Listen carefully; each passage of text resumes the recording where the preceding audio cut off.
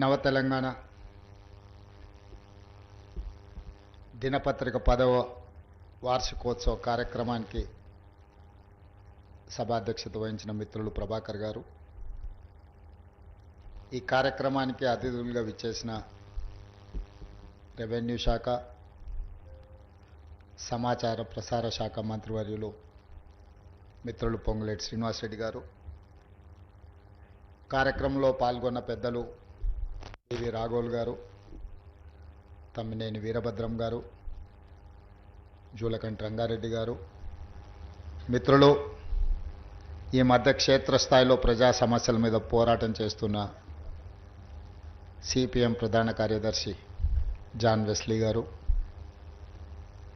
తెలంగాణ రాష్ట్ర ప్రభుత్వ సలహాదారులు వేం నరేందర్ రెడ్డి గారు, ఐఎన్పిఆర్ కమిషనర్ ప్రియాంక గారు, ఇక్కడికి విచ్చేసిన పెద్దలు వి హనుమంతరావు గారు, మిగతా రాజకీయ ప్రతినిధులు, పాత్రికేయ మిత్రులందరికీ నా హృదయపూర్వక నమస్కారాలు. మిత్రులారా, చాలా కార్యక్రమాలకు వెళ్తూ ఉంటాం, చాలా అంశాలను ప్రస్తావిస్తుంటాం, మాట్లాడుతుంటాం. కానీ ఇందులో ప్రజలకు ఉపయోగపడి, ప్రజలకు స్ఫూర్తినిచ్చి, నిరంతరం ప్రజల పక్షాననే నిలబడి పనిచేసే సంస్థలు కొన్ని మాత్రమే. ముఖ్యంగా పత్రికల నుంచి, ప్రసార సాధనాల నుంచి, పాత్రికేయ మిత్రుల నుంచి ప్రజలకు ఒక గొప్ప విశ్వాసం, నమ్మకం ఉంటుంది. కానీ ఈ మధ్యకాలంలో ఆ విశ్వసనీయతను కోల్పోయే పరిస్థితులు మన సమాజంలో జరుగుతున్నాయి. దేశ స్వతంత్రానికంటే ముందు స్వతంత్ర ఉద్యమ భావజాలాన్ని, ఈ దేశ ప్రజల్ని ఏకోన్ముఖం చేసి బ్రిటిషర్స్ చేతిలో నుంచి స్వతంత్రాన్ని సాధించుకోవడం కోసం ఆనాడు మహాత్మా గాంధీ గారు యంగ్ ఇండియా అనే పత్రికను వారు నడిపించారు. వారి తర్వాత పండిట్ జవహర్లాల్ నెహ్రూ గారు నేషనల్ హెరాల్డ్ పత్రికను నడిపించారు. స్వతంత్రానికంటే ముందు స్వతంత్ర సాధనలో పత్రికలు, భావజాలాన్ని, భాషను, స్వతంత్రం రావడం ద్వారా తండాలలో, గూడాలలో, మారుమూల పల్లెల్లో ఉండే అత్యంత వెనుకబాటుకు లోనైన ప్రజలకు కలిగే ప్రయోజనాన్ని ఆనాడు ఆ పత్రికలు దేశ ప్రజలందరినీ ఒక వేదిక మీదకి తీసుకొచ్చి స్వతంత్ర సాధన ఉద్యమంలో వాళ్ళందరినీ పాత్రదారులుగా చేయడానికి పెద్ద ఎత్తున ఆనాడు పత్రికలు ఉపయోగపడ్డాయి. అదేవిధంగా కమ్యూనిస్టు భావజాలాన్ని దేశవ్యాప్తంగా ప్రజలకు చేరువ చేయడానికి ఆనాటి సాయుధ రైతాంగ పోరాటం నుంచి మొదలు పెడితే సమాజాన్ని పట్టి పీడిస్తున్న సామాజిక రుగ్మతలు, అది బాల్య వివాహం కావచ్చు, లేకపోతే కులాల మధ్యల అంతరం కావచ్చు, జోగిని వ్యవస్థ కావచ్చు, ఆలయాలలోకి దళితులను ప్రవేశించకుండా నిషేధిస్తున్న సందర్భంలో ప్రజల పక్షాన నిలబడి ప్రజాశక్తి, ప్రజా సమస్యల్ని పాలకుల దృష్టికి, చైతన్యం కలిగిన సంఘాలు వీటిని ముందుకు తీసుకెళ్లడానికి ఆనాడు కమ్యూనిస్టుల ఆధ్వర్యంలో ఉన్న పత్రికలు విశేషమైన కృషి చేసినాయి. తెలంగాణ సాయుధ రైతాంగ పోరాటం ఈ దేశానికి, ప్రపంచానికి ఆదర్శంగా నిలబడ్డదంటే ఆనాడు జరిగిన పోరాటాలను నిక్షిప్తం చేసి చరిత్రను ప్రజలకు అందించడానికి, భవిష్యత్ తరాలకు అందించడానికి కమ్యూనిస్టులు నిర్వహించే పత్రికలు కానీ, కమ్యూనిస్టు భావజాలంతోనే ఈ అంశాలను క్రోడీకరించిన చాలామంది పెద్దలు ఈ తెలంగాణ సమాజానికి ఎంతో ఉపయోగపడ్డారు. ఆ కోవలోనే ఆ వారసత్వం స్ఫూర్తిగా తీసుకున్న యాజమాన్యం ఈరోజు నవ తెలంగాణ పత్రికను ప్రారంభించి 10 సంవత్సరాలు పూర్తి చేసుకొని ప్రజల పక్షాననే నిలబడతాం, ప్రజల గొంతుకై నిలబడతాం. పాలకులు ఎవరైనా సరే మేము ప్రతిపక్ష పాత్రనే, ప్రజల పక్షాన పాత్రనే వహిస్తామని చెప్పి ఈరోజు నవ తెలంగాణ యాజమాన్యం కావచ్చు, ఇందులో పనిచేసే పాత్రికేయ మిత్రులు కావచ్చు, ఒక కమిట్మెంట్తోని ఈరోజు పనిచేస్తున్నందుకు వాళ్ళని మనస్ఫూర్తిగా నేను అభినందిస్తున్నా. ఈరోజు గతంలో సిద్ధాంతపరమైన భావజాల వ్యాప్తి కోసం రాజకీయ పార్టీలు పత్రికలను పెట్టుకున్నాయి. వాళ్ళు నమ్మిన సిద్ధాంతాన్ని ప్రజలకు చేరవేయడానికి, చేరవేసిన సిద్ధాంతాన్ని ప్రజలలో సుస్థిరపరచడానికి ఆనాడు రాజకీయ పార్టీలు ఈ పత్రికలను పెట్టుకున్నాయి. కానీ ఈరోజు వింత పోకడలు వచ్చినాయి. చేస్తున్న తప్పులను కప్పిపుచ్చుకోవడానికి, సంపాదించిన సంపదను కాపాడుకోవడానికి, వాళ్ళని ప్రశ్నిస్తున్న వాళ్ళను సమాజంలో వాళ్ళ పట్ల అసహ్యకరమైన భాషను ఉపయోగించి వాళ్ళ ప్రతిష్టను దెబ్బతీయడానికి ఇవాళ రాజకీయ పార్టీలు కొన్ని పొలిటికల్ పార్టీ ఓన్డ్ మీడియా రావడం వల్ల ఈరోజు జర్నలిస్ట్ అనే పదానికి డెఫినేషన్ ఎత్తుక్కోవాల్సిన పరిస్థితి వచ్చింది. మేము నిర్వహిస్తున్న పత్రికా సమావేశాలలో సీనియర్లు కావచ్చు, జూనియర్లు కావచ్చు, వాళ్ళు అడిగే ప్రశ్నను బట్టి వాళ్ళు జర్నలిస్టులా లేకపోతే రాజకీయ పార్టీల కార్యకర్తలు జర్నలిస్టు ముసుగేసుకొని వచ్చి ప్రశ్న అడుగుతుండ్రా అర్థం కానంత అమాయకులు ఎవరూ లేరు. ఈరోజు జర్నలిజం ముసుగులో కొన్ని రాజకీయ పార్టీలు వాళ్ళు నిర్వహిస్తున్న విధానం, వాళ్ళు చేస్తున్న ఆరోపణలు ఈరోజు సమాజం అంతా నిశితంగా గమనించాలి. పాత్రికేయ మిత్రులకు నేను విజ్ఞప్తి చేస్తున్నా, మీరు డిఫరెన్షియేట్ చేయండి, వాళ్ళని వేరుగా కూర్చోబెట్టండి. వాళ్ళు మేము ఒక్కటి కాదని ఒక భావాన్ని ప్రజలకు కల్పించాల్సిన అవసరం ఉంది. ఈరోజు media, social media, digital media ఎవడు పడితే వాడికి మొత్తం పెన్ను పేపర్ ఇస్తే వాళ్ళు మొత్తం రాయలేడు, ఏబిసిడి మొత్తం రాయలేడు. వాడు కూడా నేను జర్నలిస్ట్ అంటాడు. ఏం జర్నలిస్ట్ అంటే నేను సోషల్ మీడియా జర్నలిస్ట్ని అంటాడు. వాని పేరు పక్కనే జర్నలిస్ట్ అని పెట్టుకుంటాడు. అది మొత్తం వాళ్ళ ఇంటి పేరే అయినట్టు, వాళ్ళ తాతలు ముత్తాతల నుంచి జర్నలిజంలో పుట్టి పెరిగినట్టు జర్నలిస్ట్ ఎల్లయ్య, జర్నలిస్ట్ పుల్లయ్య అని పెట్టుకుంటారు. వాడు ఎప్పుడైనా జర్నలిజం స్కూల్లోనే చదివిండా లేకపోతే ఓనమాలు మొత్తమాన్ని వస్తాయంటే ఆ రెండు రావు. జర్నలిజం అక్షరం ముక్క కూడా. ఒకప్పుడు ఈ రాజకీయ పార్టీలు సిద్ధాంతాన్ని పూర్తిగా నమ్మిన కార్డు హోల్డర్స్ అన్న జర్నలిస్ట్గా ఉండేటోళ్ళు, లేకపోతే జర్నలిజం చదివిన వాళ్ళు అన్న జర్నలిస్ట్గా బాధ్యతలు ఇచ్చేవాళ్ళు. వాళ్ళ పనితనాన్ని బట్టి వాళ్ళకు బాధ్యత పెంచేవాళ్ళు. కానీ ఈరోజు అది ఏమీ లేదు. ఎక్కువ ఆవారగా రోడ్ల మీద తిరిగేటోడు, ఎక్కువగా తిట్లొచ్చినోడు, ఏదంటే అది మాట్లాడేటోడే ఈరోజు జర్నలిస్ట్ అనే ముసుగు తోడుకొని సోషల్ మీడియాలో అందరి పట్ల అసహ్యకరమైన భాషను ఉపయోగించే పరిస్థితులు వచ్చినాయి. అందుకే ఈరోజు రాజకీయ పార్టీ నాయకులుగా మేము మాట్లాడితే మీరు కూడా అప్పుడప్పుడు మాట్లాడతారు కదా సార్, మరి మీ సంగతి ఏందని అడుగుతారు. మరి అవతలలో అట్లా మాట్లాడితే సమాధానం ఎట్లా చెప్పాలో నాకు దారి దొరకడం లేదు. అందుకే నిజమైన జర్నలిస్టులు మీరు సెమినార్స్ నిర్వహించుకొని జర్నలిస్ట్ అనే పదానికి డెఫినేషన్ ఏందో డిఫైన్ చేయాల్సిన పరిస్థితి ఈరోజు సమాజంలో దాపురించింది. పత్రికా సమావేశాలకు కూడా ఎవడు పడితే వాడు లోపలికి వచ్చేసి మీకంటే ముందుగాల ముందల కుర్చీలో కూర్చుంటాడు. ఇంతకుముందు నేను చూస్తాను, ఒక 15 సంవత్సరాల క్రితం నేను ప్రజాప్రతినిధిగా ఎన్నికైనప్పుడు పత్రికా సమావేశాలు పెడితే సీనియర్ రాగానే సీనియర్ జర్నలిస్ట్ ఏ పేపర్ అన్నా ఉండని, లేకపోతే ఏ టీవీ అన్నా ఉండని, జూనియర్స్ ఎవరైనా ఉంటే సీనియర్స్ వస్తే ముందల సీట్లో కూర్చున్న వాళ్ళు కూడా లేచి వాళ్ళకి సీట్ ఇచ్చి వెనక్కి వెళ్ళి కూర్చునే వాళ్ళు. ఒకవేళ సీట్ లేకపోతే పక్కకు నుంచొని నోట్ చేసుకునేది. ఒక బాధ్యత, ఒక గౌరవం, ఒక మర్యాద. వాళ్ళ యాజమాన్యాలు ఎవరున్నా జర్నలిస్టుని ఒక గౌరవించుకునే పరిస్థితి ఉండే. ఇప్పుడు ఆ పరిస్థితి పూర్తిగా దెబ్బతిన్నది. వాడు ఖాళీగా ఉంటాడు కాబట్టి 3 గంటల ముందే వచ్చి ముందల కుర్చీలో కూర్చుంటాడు, కాలు మీద కాలు వేసుకొని. వాడికి ఆ వచ్చిన సీనియర్ జర్నలిస్టు వాళ్ళ జీవితాన్ని మొత్తం జర్నలిజంలో కలిపినరు. వాళ్ళు సిన్సియర్గా ప్రజా సమస్యల్ని విశ్లేషించడానికి, పరిశోధనలు చేయడానికి, వాళ్ళ జీవితాన్ని, ఆరోగ్యాన్ని ఫనంగా పెట్టి, కుటుంబాలను కూడా ఫనంగా పెట్టి ప్రజల సమస్యలను తెలుసుకోవడానికి ఎక్కడెక్కడనో మారుమూల ప్రాంతాలకు వెళ్ళి రోజుల కొద్దీ ప్రజలలో మమేకమై ఆ సమస్యల్ని తెలుసుకొని వాళ్ళు రాసిందన్న సంగతి, పాలకులు చేస్తున్న తప్పులను పట్టుకోవడానికి నిరంతరం శ్రమించి విశ్లేషించి మన ప్రాంతంలో జరిగిన విద్యుత్ ఉద్యమాల వెనుక ఇంత కఠోరమైన దీక్ష జర్నలిస్టులది ఉన్నది.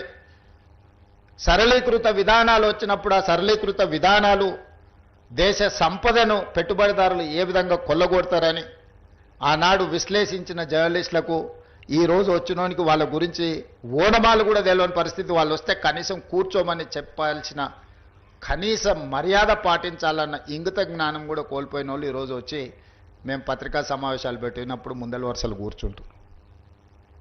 కూర్చోవడం కూడా ధిక్కారంగా, మన మీదో లోకు అయినట్టు వాడేదో మన మీద పెత్తనాన్ని చెలాయించడానికి వచ్చినట్టు మన కళ్ళకు చూస్తుంటాడు. ఇంకా నువ్వు నమస్కారం పెడతలేవు, నన్ను చూసి తల ఉంచుకుంటలేవేందని. నాకైతే అప్పుడప్పుడు అనిపిస్తుంది దిగిపోయి పల్ల చెంపలు అలగొట్టాలని. కానీ పరిస్థితులు హోదా అడ్డం వస్తుంటాయి. గతంలో జర్నలిస్టులను చూస్తే మర్యాద ఇచ్చి పలకరించి ప్రెస్ మీట్ అయిపోయిన తర్వాత వాళ్ళతో 10 నిమిషాలు మాట్లాడి మేము చెప్పిన దాంట్లో ఏమన్నా లోపాలు ఉన్నాయా, లేకపోతే మేము చెబుతున్న ఉద్దేశం ఇదే అని వాళ్ళతో చిట్ చాట్ చేసేది, కొద్దిసేపు మాట్లాడేది. లేకపోతే ప్రెస్ మీట్కి వెళ్ళకంటే ముందు వాళ్ళకి ఫోన్ చేసి కనుక్కునేది. విద్యుత్తుకు సంబంధించిన విషయాల మీద కమ్యూనిస్టు పత్రికలలో రాత జర్నలిస్ట్ పేరు నాకు సరిగ్గా గుర్తులేదు, కానీ నేను చాలాసార్లు విద్యుత్ మీద మాట్లాడాలనుకున్నప్పుడు మీ నవతెలంగాణనే అనుకుంటా జర్నలిస్ట్ వేణుగోపాల్ గారు, నేను చాలాసార్లు నాకు కొంత అవగాహన ఉన్నా ఇది 100% కరెక్ట్గా ఉండాలని మాట్లాడితే అని చాలా సందర్భాల్లో పిలిచి కూర్చోబెట్టుకొని మాట్లాడి అసెస్మెంట్స్ నుంచి యాదాద్రి భద్రాద్రి లాంటి విద్యుత్ ప్రాజెక్టులు, ట్రాన్స్మిషన్ లాసెస్ గురించి, విద్యుత్ బకాయిల గురించి, రైతుల సమస్యల గురించి చాలా సందర్భాల్లో జర్నలిస్టులతో కూర్చొని మాట్లాడి నోట్ రాసుకొని తర్వాత వెళ్ళి మాట్లాడేది. చాలామందికి మేము ఎంత వెనకాల హోంవర్క్ చేసినామని తెలీదు. అట్లా జర్నలిస్టులు వాళ్ళ నాలెడ్జ్ని మొత్తాన్ని ప్రజలకు ఉపయోగపడే విధంగా పనిచేసిన జర్నలిస్టు చాలామంది నాకు తెలుసు. కానీ ఈరోజు వింత పోకడలు వచ్చినాయి. ఆ వింత పోకడలకు రాజకీయ పార్టీలు కూడా తోడైనాయి. రాజకీయ నాయకుల యొక్క స్టేట్మెంట్ల పట్ల విశ్వసనీయత తగ్గుతున్న క్రమంలో జర్నలిస్టులు కూడా వేగంగా అదే దారికి పరిగెత్తుతున్నారు. ఎందుకంటే యాజమాన్యాలు, రాజకీయ పార్టీలు పెట్టుకున్న పత్రికలు, ప్రసార సాధనాలు ఈ వ్యవస్థను కూడా నిర్వీర్యం చేసి కుప్పగూల్చడానికి ఒక రకమైన కుట్ర అనాలనో, స్వార్థం అనాలనో, లేకపోతే విపరీతమైన పోకడలు అనాలనో నాకు తెలియదు, కానీ వేగంగా రాజకీయ నాయకుల యొక్క విశ్వసనీయత ఎంత వేగంగా సన్నగిల్లుతుందో జర్నలిస్టుల యొక్క విశ్వసనీయత కూడా ఈ రాజకీయ పార్టీలు కొన్ని పెట్టుకుంటున్న పత్రికలు, ప్రసార సాధనాల వల్ల జర్నలిస్టుల యొక్క విశ్వసనీయత కూడా వేగంగా సన్నగిల్లుతుంది. అందుకే ఈరోజు నిబద్ధత కలిగిన జర్నలిస్టులు విశ్లేషించుకొని ఒక లక్ష్మణరేఖ గీసుకోవాల్సిన అవసరం ఉంది. నిజమైన జర్నలిస్టు ఒకవైపు, జర్నలిజం ముసుగులో అరాచకం చేసే వాళ్ళని ఇంకొక వైపుకు నెట్టాల్సిన అవసరం ఉంది. అది జరగకపోతే పత్రికలకు, ప్రసార సాధనాలకు కాదు, తెలంగాణ సమాజానికి, దేశం యొక్క భద్రతకే ప్రమాదకరంగా తయారయ్యే పరిస్థితులు ఉన్నాయి. నిన్న మొన్న కొంతమంది సోషల్ మీడియా ప్లాట్ఫామ్లో పనిచేసే వాళ్ళు పాకిస్తాన్ ఐఎస్ఐ ఏజెంట్లుగా పనిచేస్తున్నారని చెప్పి ఆపరేషన్ సింధూర్ సందర్భంగా కొంతమందిని అరెస్టులు చేసే పరిస్థితి వచ్చింది. ఏ ముసుగు తోడుకొని ఎలాంటి కార్యక్రమాలు చేస్తున్నారో ఈరోజు మనం అర్థం చేసుకొని ముందుకు వెళ్ళాల్సిన పరిస్థితి ఉన్నది. అందుకే మిత్రులారా, ముందు నుంచే నాకు పాత్రికేయ మిత్రులన్నా, వాళ్ళు విశ్లేషణలన్నా, లేకపోతే వాళ్ళు రాస్తున్న వార్తా కథనాలలో సమాచారాన్ని నేను ఎప్పుడు నిశితంగా గమనిస్తుంటా. అది మాకు కూడా ఒక నాలెడ్జ్. అన్ని పుస్తకాలు ఏ పుస్తకంలో ఏముందో తెలుసుకోవడమే ఒక పని, అందులో ఏ పేజీలో ఏముందో చదువుకోవడం అని ఇంకా కష్టమైన పని. కానీ సీనియర్ జర్నలిస్టులు, సిన్సియర్ జర్నలిస్టులు ఆ విశ్లేషణ చేసి క్రోడీకరించి ఒక దగ్గరికి తీసుకొచ్చి ఒక ఆర్టికల్ రాస్తే అది మనకు పెద్ద ఎత్తున ప్రభుత్వ పరిపాలనలో ఉపయోగపడుతుంది. సామాజిక స్థితిగతులను లేవనెత్తడమే కాదు, ప్రభుత్వం తీసుకొస్తున్న సంక్షేమ పథకాల అమలులో జరుగుతున్న నిర్లక్ష్యం కావచ్చు, లేకపోతే జరుగుతున్న తప్పిదాలు కావచ్చు, విశ్లేషించి రాసినప్పుడు వాటిని నియంత్రిస్తే మన గౌరవమే పెరుగుతుంది, పరిపాలన మీద పట్టు మనకు వస్తుంది. పరిపాలన మీద పట్టు సాధించాలంటే విశ్లేషణాత్మకమైన ఆర్టికల్స్ను కానీ, సమస్యల్ని లేవనైతే పత్రికలను చదివితే మనల్ని మనం సరిదిద్దుకోవడానికి ఉపయోగపడుతుందని నేను బలంగా నమ్ముతాను. అందుకే ప్రజల్ని ఈ మధ్య గతంలో నిర్బంధాలు ఉండేవి. ఈ మధ్య మా మిత్రుడు జాన్ వెస్లీ గారు చాలా ధర్నాలు కార్యక్రమాలలో వెళ్తున్నారు. ఎక్కడ కూడా పోలీసులు వారిని అడ్డుకున్న పరిస్థితులు అయితే లేవని నేను అనుకుంటున్నాను. నేను క్లియర్గా చెప్పిన అన్నీ గమనిస్తూనే ఉన్నాను. నేనేం అందుకే చెప్తున్నా, వారు ఒకవేళ అట్లా అనుకుంటారేమో అని అందుకే చాలా క్లారిటీగా చెప్తున్నా. నేను కిందికి కూడా అధికారులకు ఆదేశాలు ఇచ్చిన. మా ఆలోచనను బట్టే అధికారులు పనిచేస్తారు. అధికారులకు పెద్దగా ప్రచారం నా చేతుల్లో లేదు. మీరు చేసే కార్యక్రమాలకు వెసులుబాటు కల్పించడం ముఖ్యమంత్రిగా నా చేతిలో ఉంది. కానీ ప్రచారం అనేది ఇక మిగతా పెట్టుబడులతో కూడుకున్న వ్యాపార సంస్థలు వ్యాపార ప్రయోజనాలను దృష్టిలో పెట్టుకొని వాళ్ళు ప్రచారం కల్పిస్తున్నారు. కాకపోతే నా వరకు నేను కమ్యూనిస్టు సోదరులను ఉప్పుతో పోలుస్తా. ఏ వంట ఏ మసాలాలు ఎన్ని పెట్టి వండినా ఉప్పు వేయకపోతే దానికి రుచి ఉండదు. మసాలాలు ఎంత గొప్పగైనా కలపొచ్చు. నలభీమ పాకం వండే గొప్ప వంటగాడు ఉండొచ్చు, కానీ ఆ వంటలో ఉప్పు లేకపోతే దానికి రుచి అనేది రాదు. ప్రజా సమస్యల మీద కూడా ఎర్రజెండా కనిపించినప్పుడే ప్రజా సమస్యల్ని పరిష్కరించడానికి ప్రజలకు ఒక విశ్వాసం. అది మేము ఎన్ని చెప్పినా వీళ్ళు అధికారంలోకి రావడానికి ఆలోచన చేసి చెప్తున్నట్టు ఉన్నారని అనుకుంటారు. కానీ కమ్యూనిస్టులు చెప్తే ప్రజలకు ఒక నమ్మకం, వీళ్ళు చెప్తున్నారంటే ఏదో కొంచెం విషయం ఉన్నట్టే ఉంది అని. కమ్యూనిస్టులు అధికారంలోకి తేవడానికి పనికొస్తారో పనికిరారో నేను విశ్లేషించలేను, కానీ ఉన్నోన్ని దించడానికి మాత్రం 100% పనికొస్తారు.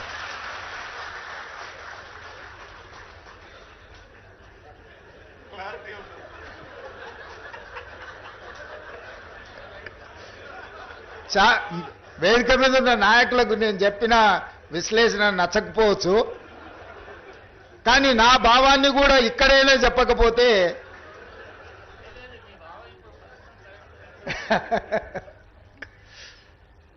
సో ఉన్న వాళ్ళని దించడానికి కమ్యూనిస్టులు ఎప్పుడూ ముందులో ఉంటారు తప్పులు చేసేవాళ్ళు. సో అందుకే తప్పులు జరగకుండా పరిపాలన అందించాలనేది నేను చాలాసార్లు ప్రైవేట్ సంభాషణలలో చెప్తూ ఉంటా. నేను నిజం చెప్పకపోయినా సరే కానీ నేను అబద్ధం చెప్పను అని. నిజం కొన్నిసార్లు కొంతమందికి ఇబ్బంది కలిగించవచ్చు, లేదా నేను చెప్పే నిజం కొంతమందికి అనవసరమైన సమాచారాన్ని ఇచ్చే అవకాశం ఉంటుంది.